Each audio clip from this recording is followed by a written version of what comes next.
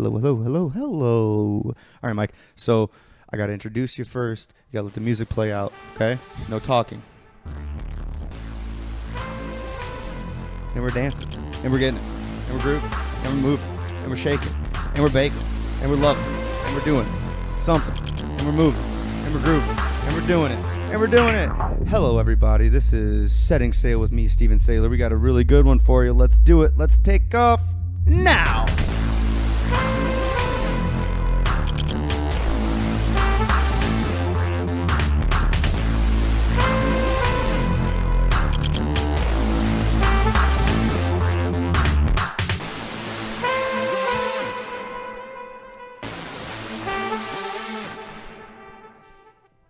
That was amazing. Oh, it's not I didn't introduce you yet, dude. I didn't introduce you yet. Okay. I'm just going to jump right into it. Welcome back to another episode of Setting Sail. Today I have a very, very handsome, very talented, a very funny, smart person. The original YMCMB. Took me a second. Give it up for young Michael Cameron Banks. Thank you very much. It's Cameron Michael Banks. I know, but thank you for reading off all the bullet points on the note cards I gave you, and we're good. You're welcome. Now we're setting sail. I was thinking about that, and then I was like right before I said YMCMB, I totally had it wrong. Oh, it would be YCMB. Yeah. Oh, yeah. You think Michael's my real first name? It's not. I know it's not, but it worked for the. It would have worked for. It worked for the thing. I didn't mean to ruin that. Wow, That's young okay. Michael Cameron Banks, YMCMB. Oh, wait, no, because there's a second M. YMCMB. Oh, So it needs to be like Young Mini. No, Cameron Michael YCMB. Oh, just YCMB. Young Michael Cameron Banks. I'm not sure. I'm not good with acronyms. I love acronyms. I love them. But what is it, like the Order of the Planets is like Roy G. Biv or something like that? No, I'm good. None. Yeah, but they took out Pluto. No, Pluto was my favorite. it's PEMDAS, like Pluto, Earth, Mars. That's it. PEMDAS is the Order of the Planets. PEMDAS. So. That's like no PEMDAS is the isn't it the mathematics parentheses? Who does PEMDAS? Is it mathematics? PEMDAS is the order of operations. Is it? Parentheses, okay. exponent. I didn't want to act smart on this. Don't let me be an engineer. Well, I said you're a smart guy. The point is, to be funny, you're supposed to act aloof about everything, and I've done very good. I call it the Norm Macdonald effect, which I've done. I've tried to apply a very high IQ to the stupidest topics I can. What's a car? Huh? What's a car? What does he say? Oh, what is that joke he has to say about? Like he lost a battle to cancer. Like, what is the battle? Like, does cancer get to go to work on Monday? Like, yes, I'm Tom now, everybody. Does cancer get to go? Does it get to go for like 9 holes or like in the middle of the day? What is going on? Yeah. So yes, I'm here. When you were on my podcast, it was really, really fun, man. I had a blast. And when we did that, I think we'd only known each other for maybe 3 months. Oh wow, 3 months or so. A young blossoming relationship. Yeah, it's blossomed. It's fruitful. It's got grass on the field. If you know what I mean. Oh, it does have hair on it now because it's traveled the eastern half of the country. And speaking of traveling to the eastern half, yes, I did speak on this podcast with Alan Ford going to New York. And you were part of that group, and you just got back from New York. You did the comic strip and St. Mark's Comedy Club. St. Mark's Comedy Club. Now, run me through that. That was really fun, man. Well, going out this time, we knew the city better because we had just done this, so like we got to do more this time, and bringing my girlfriend with made it way better because I felt like I got to let her have more of a vacation instead of us going, which way what do we do? What road is this? It's like, what is the John Mulaney joke? The streets are numbered, people. It's so easy. It really is. Yeah. So we were able to get around easier and do more, and the shows, the performance-wise, I was on shows with some of the most amazing comedians I've ever seen in my life. Specifically, Gianmarco Ceresi. He had the most amazing set I've ever seen live, and he went in the middle of the show. And I think the bookers said they put him there because he was trying out new stuff, and all of his new stuff smacked so hard. Fucking ripped. And then I went like 4 or 5 comedians after him, after 2-3 other people also killed right after him. And my set went good, but I feel like it would have went even better like if I didn't have to follow some of the most amazing people. But I love that kind of stuff because it pushes me to be better. Yeah. And I learned a lot from him, man. See, I that's fucking amazing. And you Tom Cotter on He was not on my show, but he was on the show before I got there. And yeah, Tom Cotter, I'm a huge fan of his. I remember I saw him on America's Got Talent a couple years ago. My younger brother was obsessed with him. I feel so bad because my younger brother was trying to get off work to go to this trip, and then he couldn't make it. But I feel bad because he would have got to meet Tom Cotter too if he made it. So it was kind of sad. But how was St. Mark's? St. Mark's was a dope spot. It's a smaller club, you know. Like, actually, this time we went to the comic strip, there was like 100 people in the audience. Really? It was really awesome. They filled up that side room. Because they lifted up because when we went, New York was way more open this time. Yeah. I mean, it was still semi-open. There was stuff to do, but it was popping this time. It was amazing. Fuck yeah, dude. And then the St. Mark's was a smaller club that could probably fit like 60 max, and it was decorated very well. It was the front half of that building is like a gluten-free like bakery, so like it's bougie. And Upper West Side or this what? is actually southeast, so this is like close to the south. I don't know what that area is. It's like directly east of Greenwich. Okay, like closer to the eastern edge of the island. I just don't know the city well enough to say what part it is. Probably St. Mark's is the area. And the club was awesome. And they had like twinkle lights wrapped around the mic stand and like lights that like went across the back, and it was like chalkboard, like they wrote St. Mark's in this amazing graffiti looking chalkboard writing above the stage. Awesome. That was an amazing comedy club, amazing comedians. And I got super mad at myself because one of the girls that performed that night was Patrice O'Neal's fiance. And I didn't realize it until I was just watching his documentary again today during lunch, and I saw her and I was like, what? She was at the show. Oh my God, I talked to her. And I wish I knew that at the time I talked to her, because I like, yeah, that's really, she made a joke about like her fiance passing away a month before their wedding. And she was like, I can't believe you took this day away. Like, she had this joke about her just being mad at him because he died. Like, you're not getting out of this wedding. No, you were going to marry him. But like, her jokes were hilarious. But then I was like, oh my God, those were jokes about Patrice. Yeah. And he's like my third favorite comedian of all time. He's a fucking legend. Yeah. So I couldn't believe that. So I got to meet her, and she was awesome. She was very nice. That's amazing. So I got to meet cool people. And you actually got to eat at some really cool places. Oh, like man. The last time I got pampered. Pizza. Yeah, no, the pizza, I would not complain about eating just pizza and hot dogs off the street. But yeah, my lady is my sugar mama, so she used her fat nursing checks with all of her overtime to pamper me by taking me to these amazing Italian and French restaurants. Yeah, I saw the food and I was like, oh, man, I gotta get me one of those. Once you take a bite of lobster pasta, you're a changed man. Jeez, I could see it in your eyes. A white shirt went down for that. I cracked the tail, and it's red splattered all over that shirt, and I was like, this was worth it. Everywhere. Yeah. We got a squirter. Yep, we got a squirter. It was that good of a lobster pasta. First time eating lobster tail, too. You've never had lobster tail? Never, and it was the special. Oh. So that's why I got it. I was like, I'm getting the special, and I do not regret it. It was amazing. Dude, that's awesome. Even the mussels were good, too. I'm excited for you, man. And do you have some things coming up, too, right? Not a whole lot, but in a month I get to MC at my first time like doing something on a comedy club in Chicago, unless you count the Riddles show that we've been doing. But I kind of credit that to Alan Ford and Connor Ford for putting that together, and thankfully they put Brandon and I on to get opportunity. But my first like spot that was given to me by a booker, I'm gonna be MCing at CG's. I don't know who's headlining the weekend I'm gonna do that, but I'm gonna be there in August. No shit. And I'm very, very excited, because I'm gonna get to do 15 minutes to start off the show, and I'm gonna bring the heat. So it's kind of like a proving myself kind of thing, because I've been wanting to get into more Chicago stuff. Chicago is I've not done much out there. We need to go up more, yeah. From what I have experienced, Chicago is fucking tough. It's tough. I think it's the best city for somebody that's new to stand up to go to, and we're very lucky to be this close.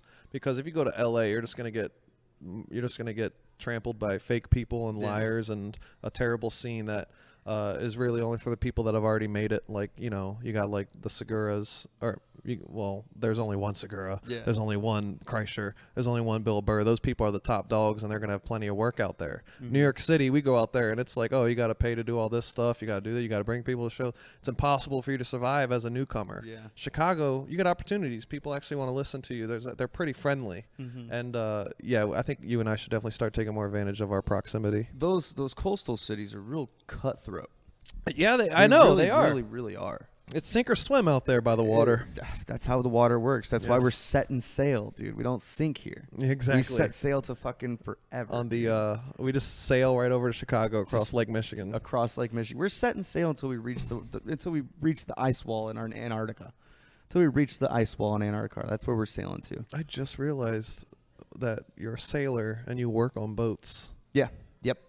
Is that the reason why you started working for that company? No, the reason I started working for that company is because I got myself fired from a bakery that's in town. Not gonna say which bakery, but they're a little they lean a little light on the Timberlands. It's a downtown bakery. Some might call them a designer bakery. A dog that does bakery. Desserts. They're a designer bakery that does desserts. DD downtown. Okay, easy. Love them. Shout out DD downtown. Shout out to Market Lounge. Again, thank you for letting us do this here every Thursday. Catch Friday shows and Saturday. It's a podcast. We got our first pop-ins. Hello. We got our first pop-in. We have Alan Ford Jr. wearing a Cucumbas. Rest in peace, G baby. Alan Ford, you got a couple words you want to say? No.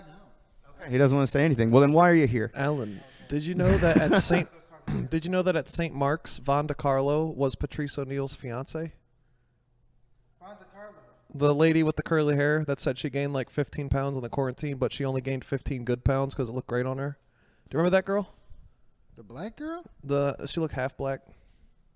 She was the one that had the Comedy Central credit. Was talking to Dante outside. Yeah. She was Patrice. She was engaged to Patrice. What are you doing? He's leaving his own podcast to go get more alcohol, I think. You didn't know that either? I didn't know that. I didn't know who I was did just that. watching his documentary again, and then she was interviewed as his fiance, and I was like, oh my God, that was her? We just talked to her, and I didn't even realize that. She was hot, man.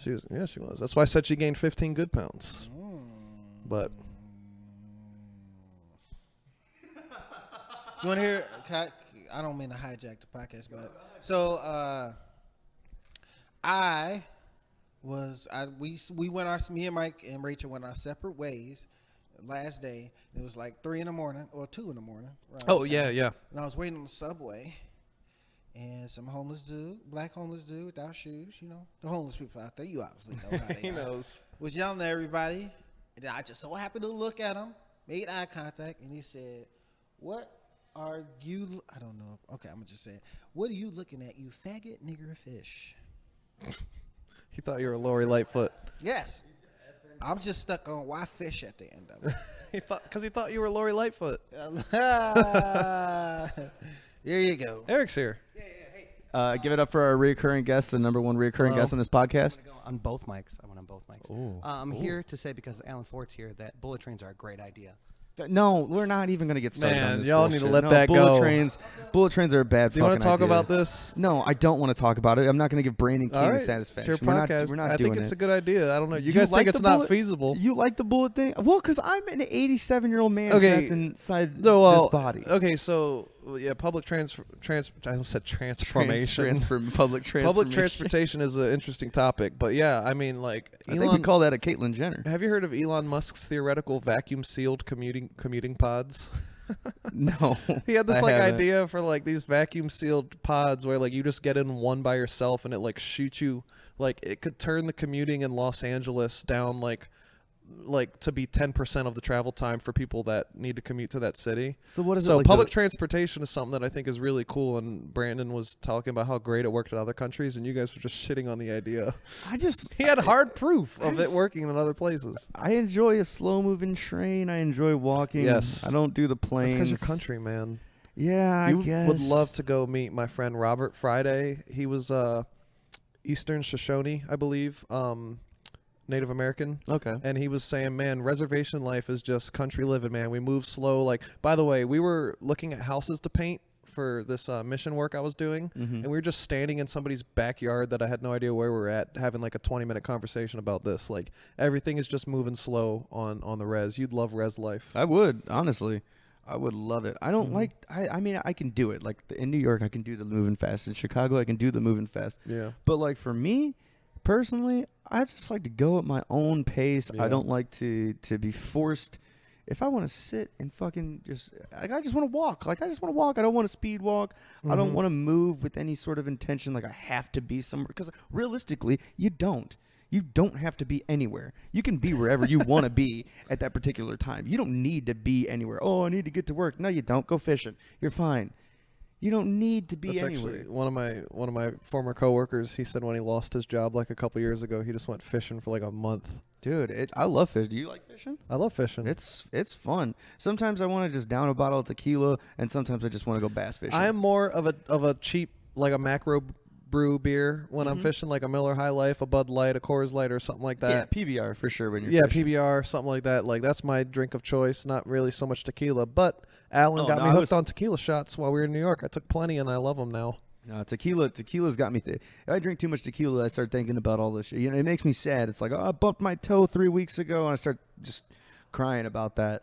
But you cry with the memory of the pain? Yeah.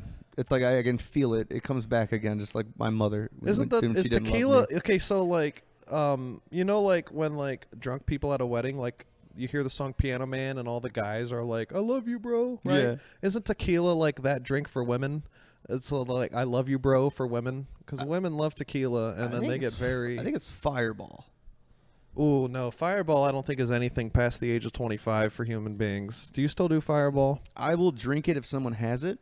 That's a freshman year of college drink. I don't go buy it. I don't order it. If I'm at like a party and someone's like, "Hey, you want a shot of Fireball?" It's like, cool. Yeah, I hate myself. Why not? But like, no, I do. I think it's all right.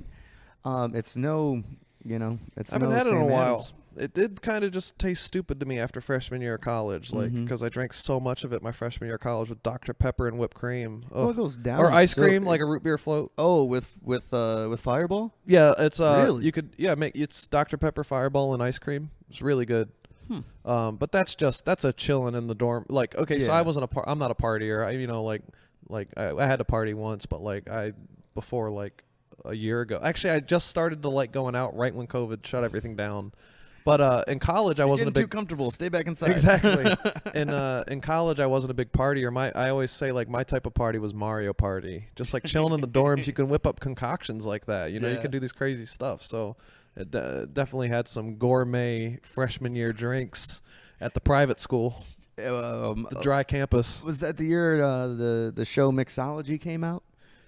Ooh, no, but Tipsy Bartender was definitely a thing at that time. Tipsy Bartender. I recently just watched a video. He's still around. Yeah. He's still. He lost the Yeezy lined sunglasses. He lost those. Oh yeah. But yeah, I recently saw it, and I'm looking at this dude. I'm like, you are 60. You do not need he's to got be tipsy. wisdom. You do not need to be tipsy anymore. You're 78. Ease it. Come on. Ease it up on the jungle juice, guy. I think those people deserve to be tipsy as well. Old people. They deserve to have a good time. Yeah. But just drive the speed limit is all I ask. Oh yeah, the speed limit thing is a big issue with that community. Yeah. But and the roundabouts. But it's whatever. Yeah, quit. I don't know. I don't know. You don't know? I don't know anything. You're at a loss dude. of words on your I'm podcast. my own fucking podcast. Just pretend you know, man. Just keep going. That's what everybody else does. Dude, I wanted to ask because you're a fellow musician. What got you into playing like guitar? Was it like Guitar Hero. It was Guitar Hero that did Yeah. it. It was I didn't have any interest in doing instruments, probably because I grew up listening to my older brother practices oboe all the time. Yeah. So I was like, I like girls. I don't want to do this. And then Guitar Hero came out, and I just started shredding on that, and like I got to like the level expert in like a month, and my parents were like, "Wow, He's picked that up autistic." fast." Yeah, I am autistic with lots of stuff. That's why I became an engineer. And Hey, then it works well for you. I told them, I was like, I got really good at this, and I want to learn to play the real thing. And then they got me a guitar and started giving me lessons. So That's so dope, dude. Guitar Hero got me into playing guitar. See, and a lot of people are like, I've heard like musicians say that Guitar Hero was a travesty to young musicians, and it's like, no, because you're not the only person I know that has said like they discovered their love of playing music through that. It's a tragedy in the sense of, I heard somebody once say that they think Guitar Hero is harder to play than real guitar. And that stuff, that's not possibly true. It's 5 buttons that are big and fat that are easy to push versus a guitar that has 22 of those frets and then 6 individual strings in that. And it kind of would lose respect for musicians. So maybe they're coming from that angle, and I definitely agree with them on that. I mean, but it's not bad for introducing young people. I was like 10 when it came out. Yeah. So, I mean, what do you expect? Do you expect a 10-year-old to just be like, oh, I love Eric Clapton. I know who Eric Clapton is. I'm going to go play guitar. You know, no. I mean, especially like... It took me 5 years to be able to play Cliffs of Dover on real guitar. It's very difficult. Yeah. I was a touring musician, and then I played music with you, and I was like, good God, thank God that failed. When did we jam? That day we did your podcast. Oh, that's right. Yeah. Yeah, and you just like pulled out Cliffs of Dover, and I was just like, okay, I quit. I think I sold my guitar the next day. Oh, damn. No, I man. sold it. I was like, I'm done. My guitar teacher said that I always had like the foundation of playing lead electric, and I think that just came from starting on Guitar Hero. But nowadays, I just love fingerstyle. Would you prefer lead over like a rhythm? Nowadays, I don't play as much as I used to, so I don't really have that strong of an opinion, but I guess I would prefer lead more because it's just more fun. Yeah. But in terms of being in a band, I don't really have any thoughts on that. You know, I've never really gotten into that. I've just kind of like, you know, played it. Once I got into acoustic, I never went back to electric. Like, well, I still have it in me, obviously, because I was able to play for you. But there's just something so pretty to me about just playing, especially on a 12-string, just like busting out like a good like Goo Goo Dolls song or just a John Mayer classic, and you know, just having a lady sit next to you that you can serenade. And those are my favorite things to do with guitar. So serenade the lady, playing the slow songs, serenade my one lady. I got the best one ever now. So. Shout out to your lady. Yeah.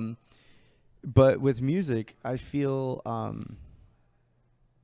like as I've got like, I was never one to like learn a song. Like to pick up like the tabs or like the chord. Like I still don't know. You could be like, hey, play like a B minor 7. Yeah, because you were just ear, right? Yeah, I'd never learned like both my brothers got like they got lessons, and after they failed, they were like, fuck this, you know, the last one we don't need. Your older brothers can teach you, you know, like. But then they're like, oh, you're not good enough, and then they'd start like, you know, just like smacking me. I'm like, I don't want to do this. Yeah, that can be rough. But I just feel like you have an interesting aspect on it, like an August Rush aspect of learning an instrument. Like, did you see how August Rush played the guitar in that movie? He played it on his lap, and he would like slap it and just like slide. Yeah, there was a. I love that movie. There was a blind guy that was in another version of the not America's Got Talent, but like, and not The Voice, like the X Factor or something like that.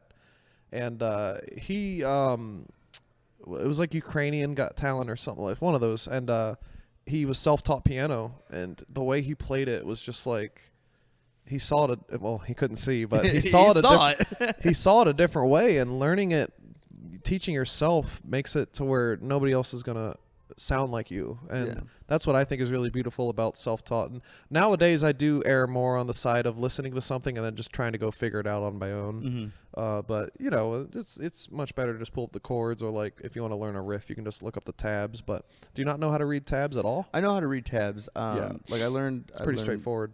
When I started getting deep into guitar, like about 8th grade year, freshman year, I was like learning like Slipknot, like As I Lay Dying, like metal stuff. Yeah, those are fun to play. Very fun. But then I'm like, I'm just mimicking. Like I was like, I'm just mimicking. Oh, you didn't like that?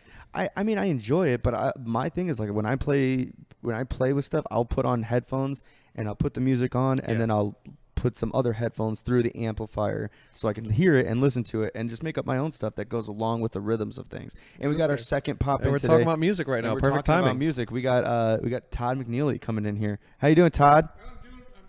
Come take a mic. I should probably not answer the question from across the room. I'm doing fine. How you doing? I just thought I'd pop in and see what was going on. We're doing good. We're talking about self-taught musicians right now. Okay, and like how Ludwig van Beethoven. Yes, exactly. That's the first guy we thought of. Yeah. Right. Yeah. He's the only guy I know is self-taught. He's self-taught guitar right there. I know 2 people who are self-taught. But he came into it later. Was Beethoven the child prodigy, or was that? They were all child prodigies. Yeah, that's a good point. They all were. Yeah. But you play any instruments, Todd? I play the stereo. Okay. I'm very, very good at it. I have impeccable taste. Nice. You're DJing on the way home then. All right. This was the carpool right here, us 3. Yeah. We all got together and came in today. Yeah. Mike, give it up for the Chauffeur. your guest and chauffeur. Mike Yes. Banks. I discovered that Steven does not like Led Zeppelin. I don't. Oh, yeah. Keep the mic, Todd. You can't touch the mic unless you like lead. Yeah, fuck it. But you know what? Have the mics. I mean, you like the Jesus and Mary Chain, and Yeah. that is the greatest band ever in the history of rock and roll. So Damn. You know, like Iggy Pop. I love the Doors. Yep. I love all that shit. Echo and the Bunnymen. Psychedelic Furs. Dinosaur Jr.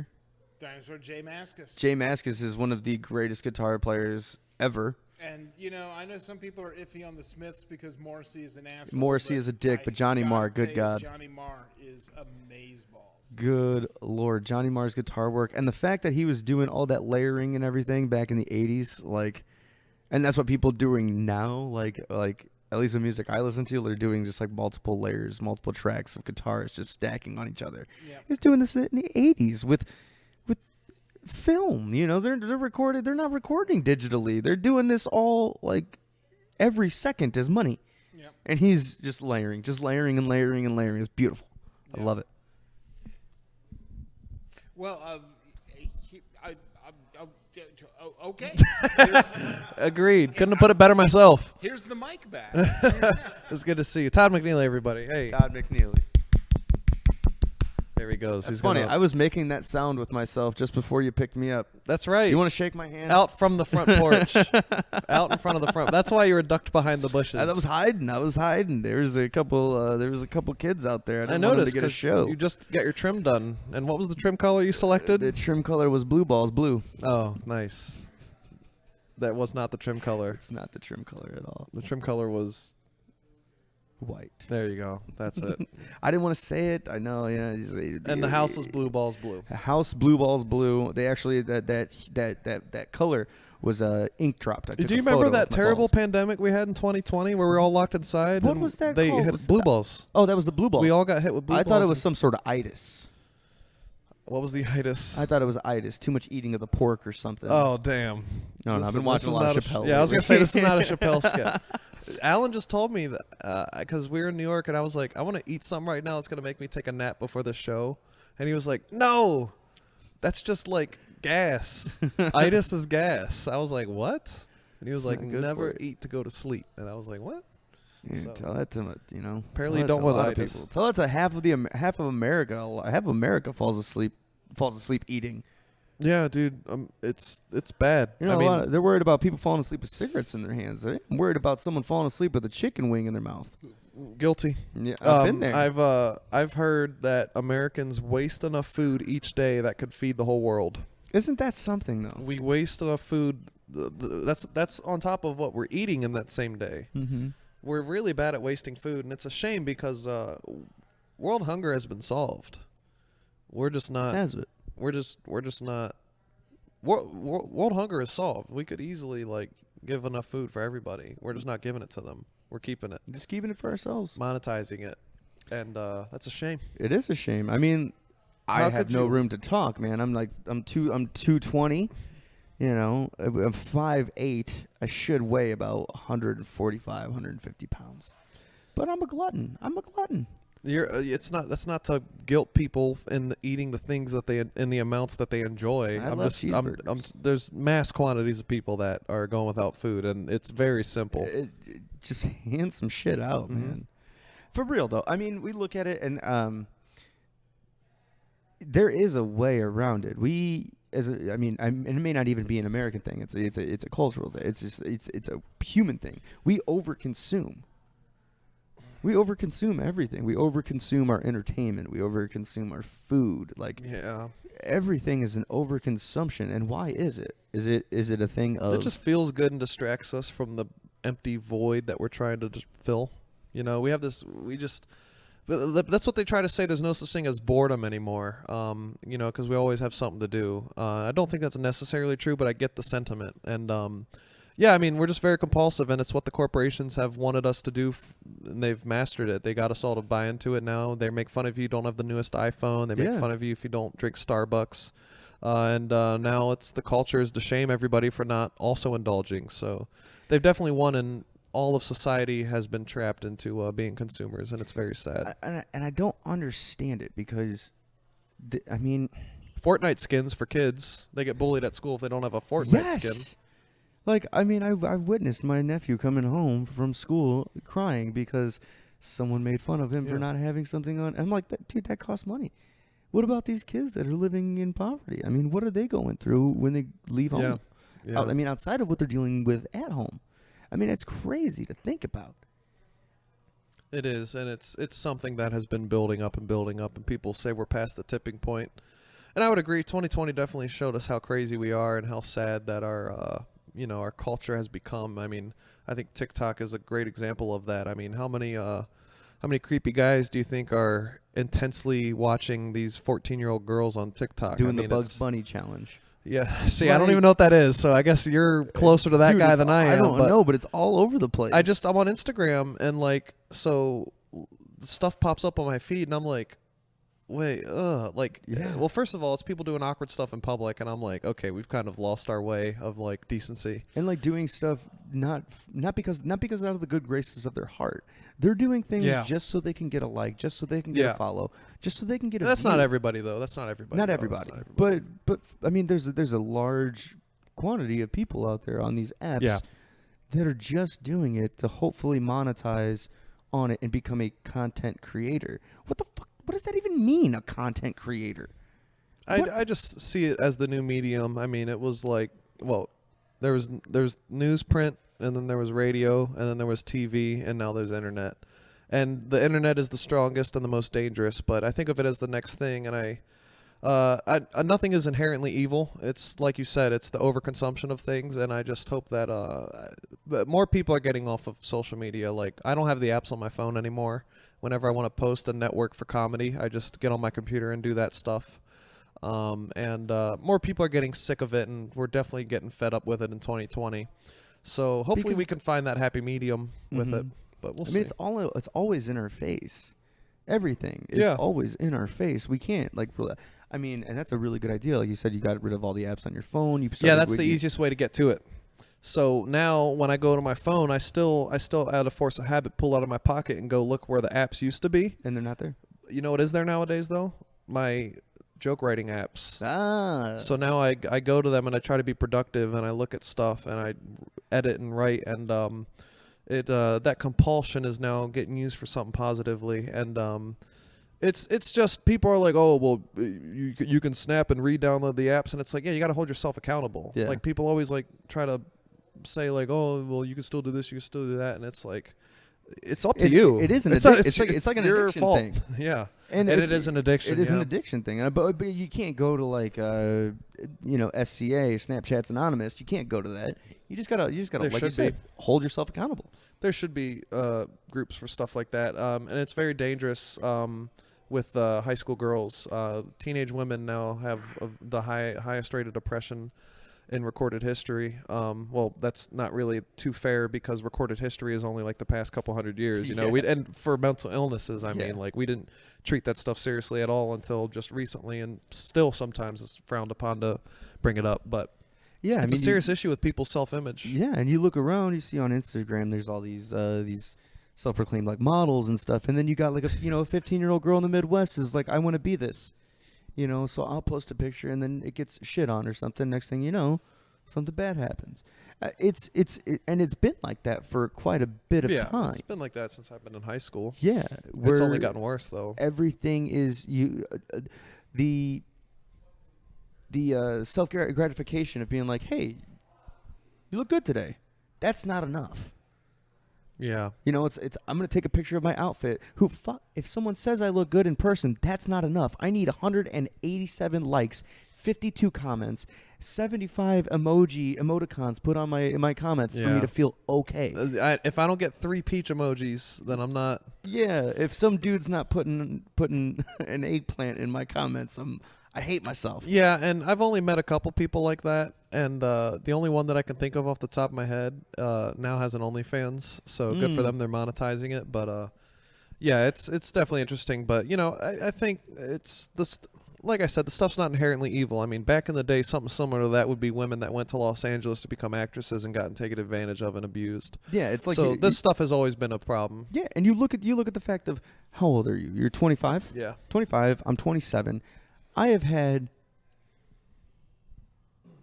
5 Batmans in my lifetime, and you expect me not to be confused? Yeah, 100% of the 3 time. Spider-Mans. Am I gay? Do I like vagina? Does my mother still love me? I don't know. There's so many Batmans, and there's so many All Spider-Mans. great things to question, man. All great things to question. Well, Pride Month just ended. So Happy you past missed Pride your chance Month. to reflect on that with the community. Well, no, That's all right. they'll still want to talk That's to you all about right. it. But yeah, man, you I got that's a family reunion coming that's up. a Ray We're Romano all- joke we're all too. He's like, "Am I prideful over gay?" there. But family reunion. That's where you're gonna figure it out. Yeah, Whoa. we're gonna figure it out there. But yeah, so we'll talk to my creepy uncle. yeah, I mean the sexual awakening is interesting because that's something that women were fighting for in the 70s, Mm-hmm. and in the 40s it was showing your ankles, and then nowadays I just went to the Sex Museum in New York City, and that was really interesting to see that because I wasn't a very sexual person, you know, but seeing this stuff and seeing the progress that has been made and the getting to see so like, you know how they say sex sells and they use it in commercials and Yeah. stuff. One of the floors of the museum was about entertainment industry. It was about Super Bowl commercials, movies, music, and it really opened my eyes to that aspect of life. And I think LGBTQ is an aspect of it where people are like, why do you have to have a parade about the way that you have sex? And I'm like, man, Christianity really suppressed us because like back in the day, what do they say? Like the Greeks had these big like carnival orgies and stuff like that. The Greeks and Romans, they were huge on it. Yeah, they were they expressed it in like other cultures and back like a long time ago. And I'm like, look wait, at how come? Alexander the Great? Yeah, The dude conquered basically the world, but he loved the cock. exactly. Yeah, and it's like what Dave Chappelle's a joke. He was like, "There's nothing more gangster I can think of than fucking another man in the ass." And so like when I was in this museum and I was looking at sexual history, I was like, Christianity really suppressed all this because they were like trying to boil it down to God only wants a man and a woman to be together and only be together. And it was just really interesting. And, you know, I still respect everybody's opinions, and I'm a Christian myself. But seeing it from a logical and historical perspective, it was really interesting to me, and it really helped me. I've always loved the LGBTQ community and supported them, but it really kind of opened my eyes to how beautiful what they're doing really is. And and the fact that I'm saying this after that month ended means I'm not just a corporate shill trying to take advantage of it. You're not just trying to get your merits. And being a straight white male is something that I've never really wanted to talk about. But yeah, man, I'm on their side, and if they'll take me, I'm with them. Yeah, I know a couple. I got a cousin who'd love you. Oh, perfect. Yeah, he and she. It depends on the day. They go by both. Oh, they're what is that called? Gender fluid? Yeah, gender fluid depends on the day. He or she, they'll take Interesting. you. Yeah, I want there to be a separation though between what is it, gender and sex, because like based on the chromosomes, it's like there's like the male or female argument, and then based on like the way you feel about your body and how you are as a person is your gender. So I think it was like male or female is your sex, but then like there's like 100 genders or something like that, and that stuff kind of confuses me. It does confuse me, and I don't know enough to speak on it. Exactly. There's a know what Bill I mean? Nye episode about it though, so it's a spectrum, but you know, it's something that, and me trying to say like there's a male or female sex is probably offensive to somebody, but I'm just trying to talk about what I've thought science wise, and they have science behind their shit too. Yeah, it's and all in the like, brain. It's like I'm dumb. I don't know too much. I know what I know, and that's about it. I'd love to learn, but who's got time? Yeah. We go too slow. We can't learn all this I stuff. go too slow. It takes me 5 years to read one book. I'm just now gonna finish Oh, I've Green been Eggs and there. Ham. But You should move on to The Cat in the Hat. what is that? That is That a sounds wonderful enticing. book about a feline Feline. Ooh, with a cap. I love the pussy. Okay, there you go. But in my dumb head, What's going on in there? male, female. You're born that way, male, female. Sexual orientation is something completely different. Yeah, whether sexual you're orientation is different than non-binary- gender whether- and sex to me. You can say I don't identify as male or female, but that's still like you were born with a penis or you were born with a vagina. I can just but in my you head can do whatever you want. I don't care. Yeah, exactly. Like who cares? Like, Who should? nobody except for the people that are trying to figure out what they want, and then based on my biggest thing, like legally there's stuff that people like they can have gay marriages now and stuff like that, and there's a couple other laws that have trouble with people in the LGBTQ community where they're not allowed to do certain things and have equal rights. But I feel like the biggest issue right now is social acceptance. And that's the hardest part to me because that can't be cracked so easily. And now do elaborate. Social acceptance. Are you talking about within the LGBTQ community or just you know in what I'm general? talking about when you say like when there's a certain type of person that sees for lack of a better word, a very flamboyant gay person walking in a room, they go and they roll their eyes. Yeah. Like they don't accept that person. Yeah. Like I feel like a biggest, at least my biggest like feelings of sorrow towards them is that they don't feel comfortable enough to tell their parents. They don't feel like they can express themselves in that way. Mm-hmm. And just my heart goes out to them, and I hope that they can finally come to grips. And I've heard that coming out is a very powerful thing in their lives, and I hope that soon the world that can be a thing where that's promoted. And it is. I mean, you saw the guy from the Raiders. Yeah. He just recently came out, and he's only a couple years into his. I mean, there hasn't been an active football player that's been like, I'm gay, while they're still playing. They Wasn't it Junior Sayl got No, drafted and was already gay or something like that? No, Junior Sayl wasn't. Who was the guy that something Sam? He played for the Dolphins. Yeah. And the funny thing is he got like ridiculed by this dude. I can't remember his name, but this like defensive lineman or whatever. He got ridiculed, and that dude got suspended. Had to go do a bunch of things. Now that dude's on the Raiders with the first openly gay. You know what I mean? Like, I think that's funny. But you got this dude who's got showing so much strength and coming out. Yeah. In a sport that is so manly, and I feel like that's really going to move the tides. That sport's probably the hardest one to do it in. Exactly. I mean, and that takes strength, and that is going to encourage a lot of youngsters to be like, oh, dude, this dude's in a spotlight. The way it encourages he's in, people, and he's coming out. When we were talking earlier about like appreciating these people and like trying to promote them to be mentally healthy, all I could picture was just like some like grumpy conservative boiling up with rage as we're trying to respect these human beings. It's sad, man. It's sad to think about, and it doesn't affect them in any way. In no way, shape, or form, outside of the fact that somewhere in their head they've had those thoughts. And that's why they guarantee that's why they're so fucking angry. And I always make jokes about how I feel like I was like John Mulaney says it too. He was like, I think I was supposed to be gay, but God forgot to flip the switch. Mm-hmm. Like for me, I think they're like, oh, did you say biracial? We thought you said bisexual. That's like, I mean, Chris D'Elia, I mean, take it with a grain of salt. He had this boy, that's an interesting jump. He had this really great joke on his first special about like, doesn't understand why people hate gay people. It'd be like if someone goes, hey, I don't like Butterfinger. I don't want to be in the same room as a Butterfinger. I won't even put my hands on a Butterfinger. It'd be like, dude, what the fuck happened between you and a Butterfinger? Yeah. Like, it's a hilarious I've joke. heard that joke. Yeah. It's a hilarious observation. And that, I feel like that is a lot of the truth. It's like, what the fuck happened between you? I actually know that a lot of that has come from back in the day. There was even the social acceptance part of it was everybody had to keep that stuff hidden. Mm-hmm. It had to all be secretive. And there is a resentment nowadays where people are more open with it. So the fact that they had to suppress it and are now married of 40 years with kids and had to hide it for the rest of their lives because they had that one gay relationship in college when they find the only time they felt free in their life. They resent this generation and their ability to be more open with it. So now they just hate them for it. Yeah, exactly. And like that's so uncalled for, so unrequited, Mike. Yeah. I mean, and I just God, yeah, such a good conversation. Yeah. But we don't have to talk about the political aspects of I want to hear one new bit that you just wrote. You haven't said it. Just a premise. Quick premise. Let's see what I got. I was actually just looking at some today. We live in the best time ever to be a man. We do. Every girl I date now makes more money than me. This is so great, man. They're making, 80 cents to the dollar a man makes now? We need to keep it going, man. I want them to make $2 for every dollar a man makes. Ooh. I support feminism, right? You don't need pickup lines anymore, Steven. Just forget your wallet and ask her to pay. You're in there, dude. Just going Dutch. Yes, I have gotten so much free Chipotle, it's made me sick, literally.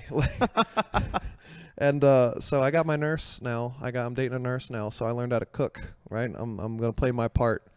And, I support feminism, but I think the only thing that's hurting them is the WNBA. You got to cut that shit out. Get rid of that. It's not helping you, man. I mean, packing up NBA stadiums to COVID capacity is not a good look. Start at least move them to high school arenas, and then we got something going on there. So But keep the production quality. that's all I've thought on that so far. Keep the production quality, yeah. So that's all I got. I'm trying to work on dating women that make more money than me is amazing. Hey, there you go. That's a new one. That's something you just I've wrote. never even done that one. I just Cool. looked at a random note and just started rambling. Cool, man. The whole Batman Spider-Man thing. I'm glad you laughed at that because that was actually Yeah, something I 4 just wrote. I Batmans. just wrote like 2 days ago. And now there's a Batman is going to be. He's already been an enemy in a Spider-Man movie. yeah, and our most recent Batman was once a vampire. Like, Yeah. it's so crazy. I don't get it. It's the entertainment industry, man. They And have then too we're- much power. And then we're gonna have one movie with like all the Batmans. It's like, okay, Are we about to hear that wave? we're about to. Oh, is that the outro? This is the outro. This is how you time yourself? This is the outro. That's amazing, man. What a production. Mike, thank you very much for Damn, coming I'm glad in. I got. Thanks for having me. And you were supposed to be here a couple weeks ago, but Yeah, it did, sorry about that that. happens. Things will happen. Life sucks. This is the first episode. I didn't even have to look over there to realize where we were at. So Nice. thank you. Thank you so much, man. Everybody, this has been Set and Sail with Steven Saylor. This is my guest, Mike Banks. Go check him out. Run the Light Media. And we are out.